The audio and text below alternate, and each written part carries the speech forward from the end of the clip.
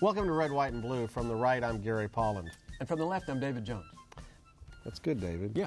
Tonight we welcome 3 Houston City Council members. First, Oliver Pennington from District G, and I guess that's going to be changing with redistricting, and Clutterbuck with District C, and finally James Rodriguez of District I. We welcome the 3 of you. Thank you for having us. So I don't know who to start with, Gary. Ann is the senior member of the panel here on City Council. Yeah, but she's still young. Oliver is the senior citizen on City Council. I'm sorry. No doubt about that. Since I insulted you, I'll have to start with you, Oliver. Yeah. Just how bad is our fiscal position in the state of Texas, state of Texas, City of Houston? And are we anywhere close to defaulting in any sense and going into bankruptcy as a city, do you think? Well, we had kind of appointed Ann to talk about those issues to begin with, but I'd be glad to opine that I don't think we're close to defaulting on any bonds. There might be difficulty, which I can talk about when I talk about the pensions and marketing some of the bonds if we had too much unfunded liability. Well, let me ask that. We'll go to Ann. You've been around longer on council. Mm-hmm. How did we end up in this situation? Well, in my opinion, it's our long-term contracts that we enter into with our employees, and they are entered into with good faith on all parts, but most of them are back-ended, or they also have payouts for early termination, and those are huge. For example, this year we have budgeted for our firefighters who are terminated early or leave early that will pay $9 million to them. Next year's anticipated early retirees from the fire department will probably be more than that, probably about $5 million additional dollars, for a total of about $14 million. It's very hard to predict. It makes budgeting very difficult. Well, there's a governor in Texas that makes fun of another state, specifically California, and all the problems they're having with the public employees and public employee unions there that have really driven that state and its economy over the cliff. Are we facing that same problem in Houston because of these kind of public employee groups and what's basically been given away to public employees, and not anticipating times are going to get a little tougher? Well, I think it should be noted we are much better than most municipalities. That's why we still have a very high bond rating. We have the highest of any municipality out there. But that's not to say we don't have challenges. We passed a budget, $4.3 billion this past year, that also had anticipated revenues at the same level as fiscal year 2008. But we have spending levels that include cost of living increases and bonuses that were negotiated, and that gets to be extremely difficult. We also passed a budget that we understood would draw down about $50 million from our surplus.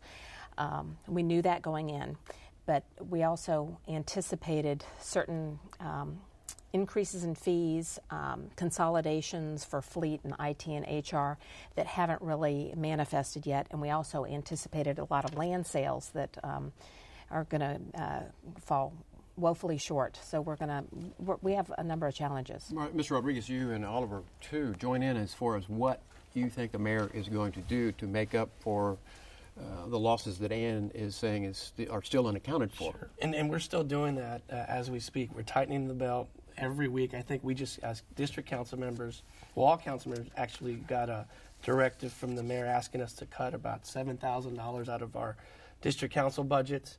Again, Ann mentioned the sale of real estate, surplus real estate, and that's going on.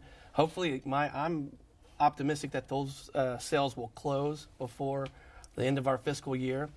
We're seeing that our public safety, both HPD and fire department, have taken significant budget cuts, especially if you look at police overtime. So we're making the necessary cuts, but we're also asking our city employees to do more with less and without without disrupting city services. So that's been my focus. I want to make sure we still have a great city to run, and we do have people that are working hard and doing more with less.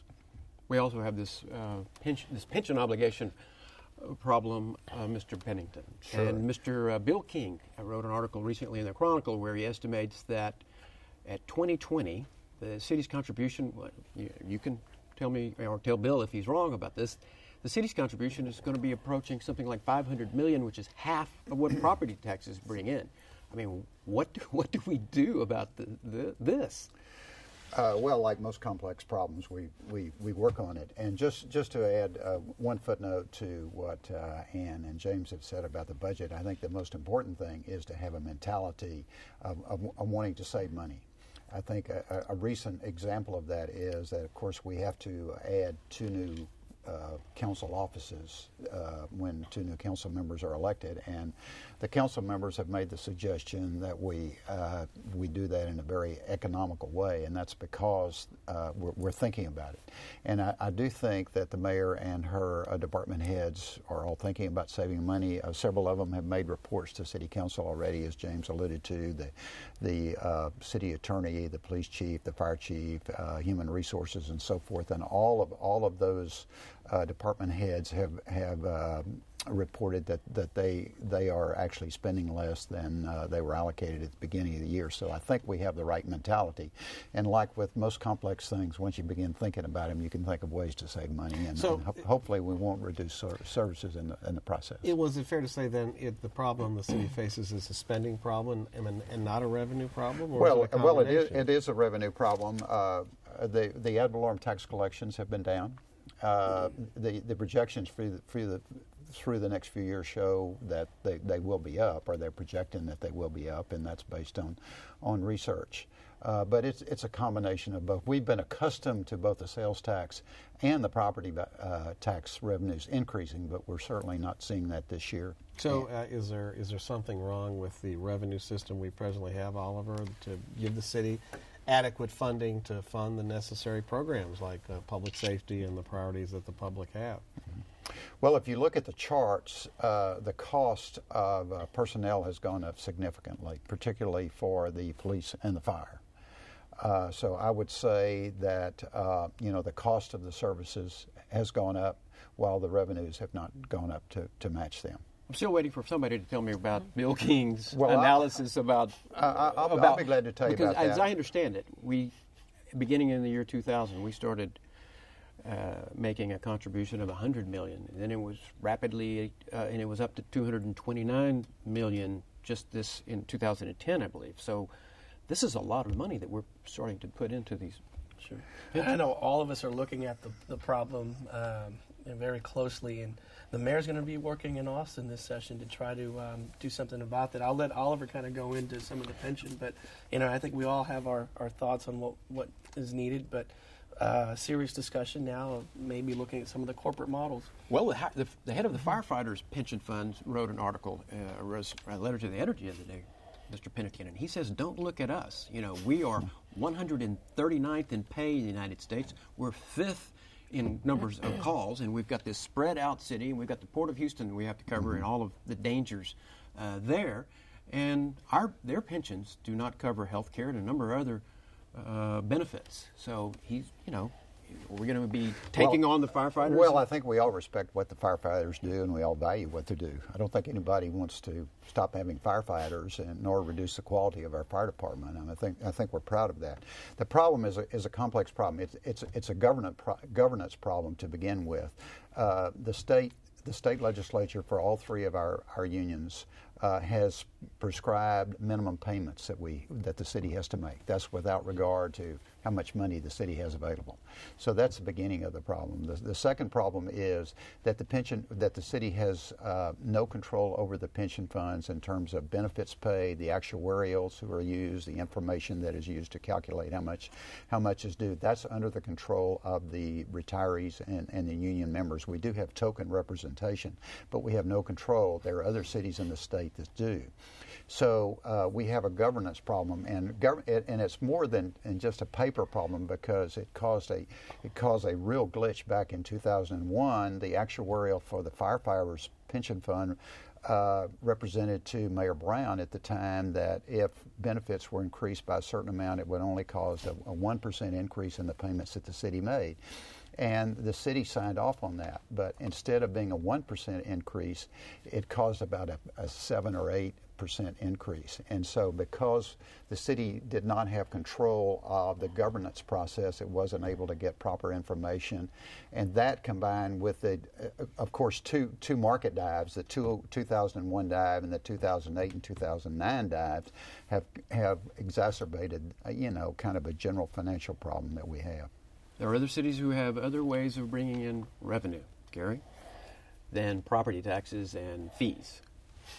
Has anyone here ever thought about some other way of bringing just in say it, David. revenue? Don't be shy. Other than this city income haphazard tax. way that we... David would like a city income Every tax. other major city in the United States that pretends to be a world-class city has such a tax. Well, we had red light cameras. And that was a revenue source, but we don't have that anymore, David. And I can tell you that people are coming to Houston in droves because of our wonderful job market and because we don't have an income tax. I know a number of people who are happy to leave the city of New York to move to Houston because of that. I understand. I don't think we're in a position to levy an income tax. I mean, we have enhanced revenues. The water rates were increased. Proposition 1, which is now called Renew Houston, establishes a secure source of revenue for, I think, the two major infrastructure things, the water, the utility system, and the streets and the drainage. So that's a significant step forward. And as a matter of fact, we may be the only city in the country that's doing that.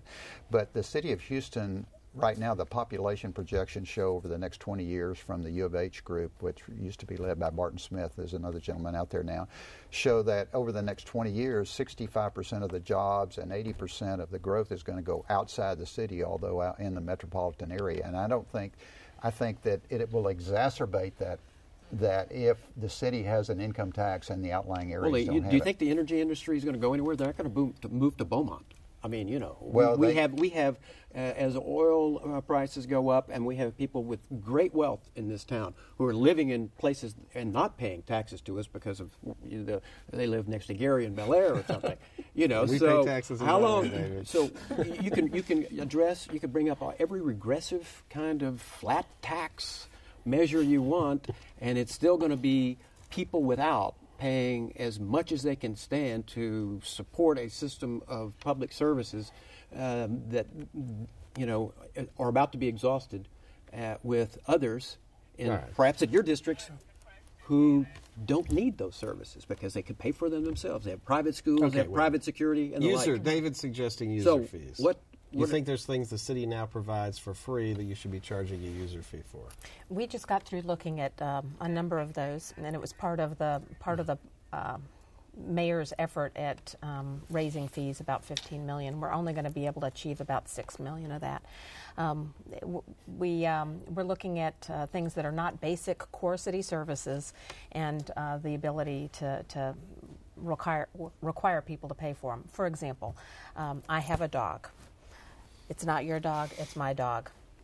It's a public safety health issue to make sure my dog is vaccinated and that I license my pet. He should not have to pay for it. I pay for my dog. That if I did not pay for my dog via a fee, then it would be absorbed in the general fund because it's a public safety issue. Those types of things that are fees we have been looking at, but I don't think we're going to be able to squeeze any more money out of it. Well, how about several of those fees hadn't been changed or raised since the early '80s, and so that was an interesting discovery. And I think, though, going back to it, though, and especially in my district, we're working on rooftops. We need more folks living inside the loop, inside the city limits. That raises our property tax rates. But I can tell you we have some great economic development engines going on. Our new Dynamo Stadium, that's going to create jobs, hopefully bring in that positive development, the east downtown part of my district. We have the Port of Houston, and with the expansion of the Panama Canal, I think that's going to be an opportunity for more businesses and really strengthening our port. We have a strong port, but I think it's really going to take it to the next level. So we need to embrace those businesses, making the investments in our park, and public safety. We have to have a safe city. And so that's kind of been my focus, starting to see more folks moving into the inner city, and I think we need to continue to do that. Is the state of Texas at war with the city of Houston, with the present budget that has just been released? It is going to take people off of Medicaid, class sizes to expand to 50.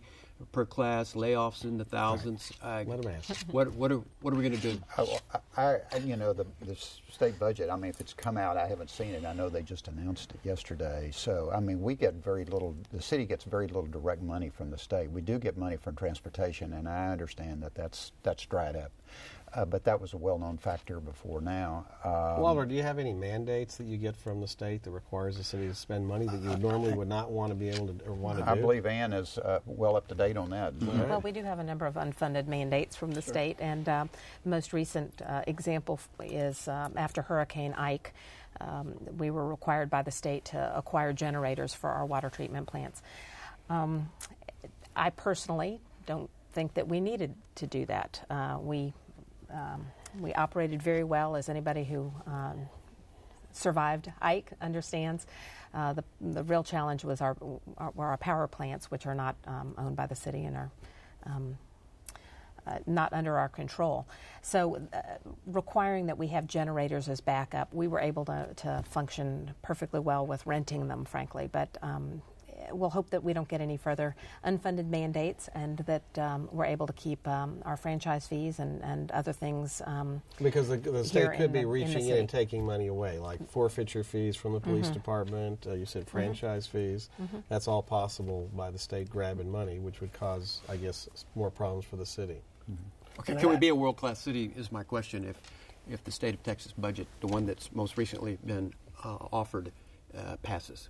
You know, I know we're going to take a significant hit in education, and that's what I'm concerned about. That's the key to having a bright future for our city is education. So hopefully HISD is working with their lobby team to play defense and you know, that's what our City of Houston team is going to be doing. The mayor is going to be doing. We're working with the Texas Municipal League to make sure that we don't have any more unfunded mandates. But yeah, looking at this proposed budget, it is pretty scary, and hopefully our state delegation is going to be looking after the interests of our school districts and our community colleges. Is it an obligation of leadership in the city of Houston to go to Austin and say no, that we cannot live with this type of budget? I mean, when does it become so imperative that the city council says something to the legislature like that?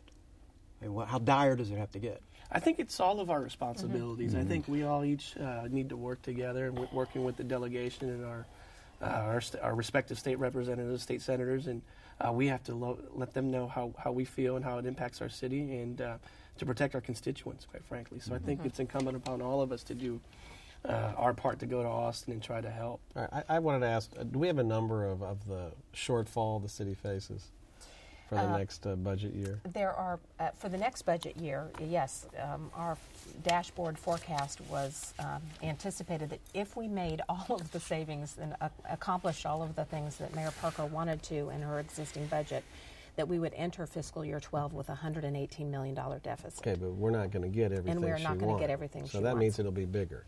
It will. Okay, so what happens? Where do we go from there? We have a budget deficit. I guess you're required to have a balanced budget. So where does the city go? It ain't working. What is the mayor's answer? Anyone know what she thinks? Well, for every percent that we save in pensions, saves about $15 million. About $1.5 billion payroll, and if you save 1%. So if we, just for instance, if we're paying an average of 25% now and we reduce that to 15, that's a very substantial amount of money. It looks like I the doubt very deficit. seriously we can do that on a short-term basis, but that's an example of the kind of thing that we could do. Oliver, you know the increase in the tax rate for on property tax, it would make up for this loss? A penny would raise about $10 million. Each penny that it's raised, the tax rate is 63.5 right now. So each penny raises about. So another 10 10 million cents and it's over. The problem solved. Is that right? David's answer is always tax increases. That's always that's an easy thing to do, but I think that what James had to say and what Ann has to say, I think we're into more on the supply side, more into building wealth. I think that's the way you have a really healthy city, is to upgrade your neighborhoods with good infrastructure, which we're talking about doing with Metro and with new streets. I think we have a great city. I mean, I've been running a little poll and I have a little economic program going on myself that there are people who've moved here who could live in California. I mean, they could live in Paris. They could live in New York. When people come here and live, they're very happy to be here, and we need to spread the word on that.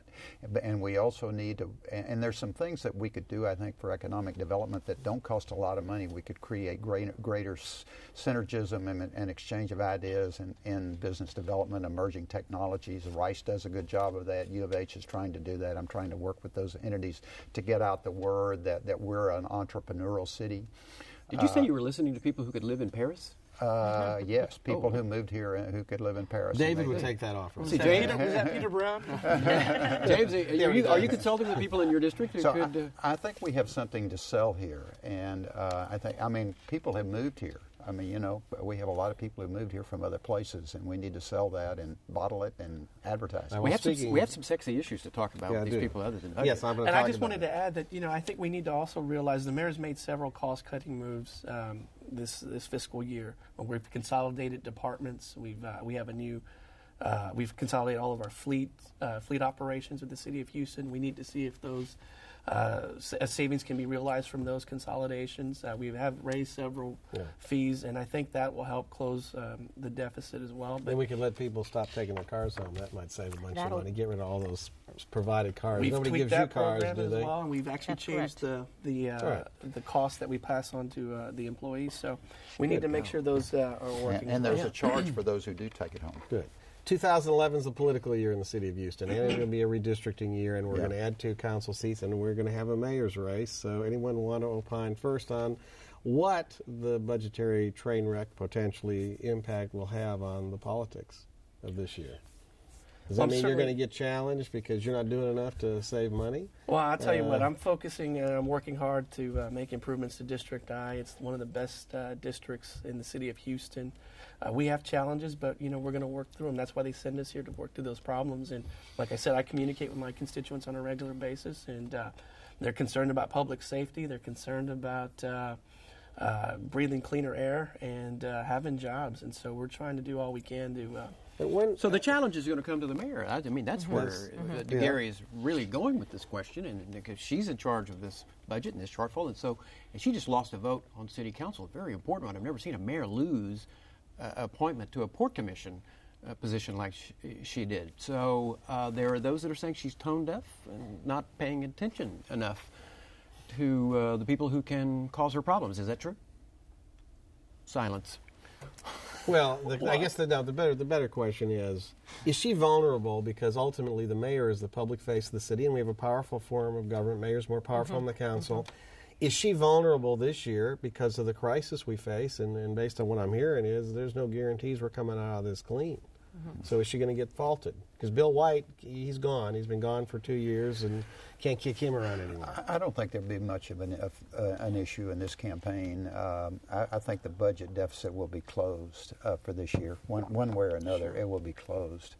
And then we will adopt, in June of this year, a budget that's balanced for next year. And the mayor's made it pretty clear that she opposes raising taxes. She spoke yesterday or day before that, she doesn't want to impose any additional fee. Doesn't want to impose a fee for recycling at this time. And I think, I think that was the message that was given, in the general election, that people want their public officials to closely scrutinize expenses.